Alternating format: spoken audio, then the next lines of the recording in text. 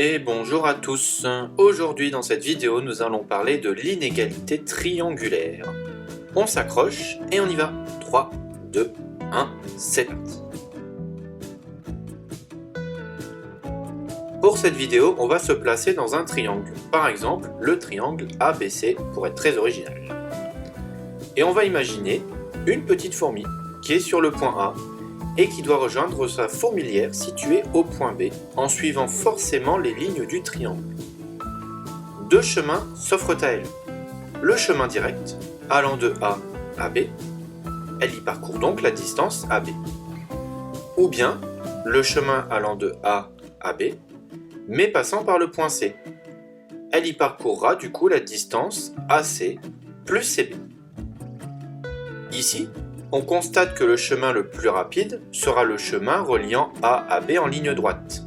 La ligne droite est le chemin le plus court pour rejoindre deux points. Ainsi, on peut dire que la longueur AB est inférieure à la longueur AC plus la longueur CB. De la même façon, si la fourmi était au point B et devait rejoindre le point C, alors le chemin BC est plus court que le chemin BA plus AC. Et idem, la distance AC serait inférieure à la longueur AB plus la longueur BC.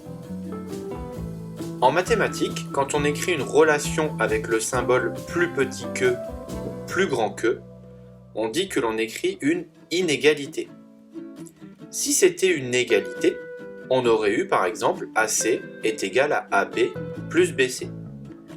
Si on était dans ce cas-là, cela signifierait que passant par B ou non, la distance allant de A à C serait la même. Donc le point B appartiendrait au segment AC.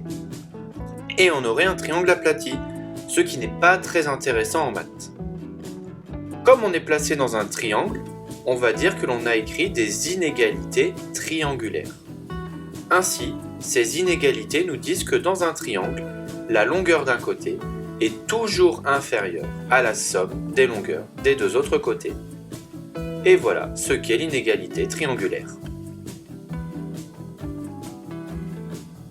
Et voilà, c'est tout pour le moment. Si la vidéo vous a plu, partagez-la tout autour de vous.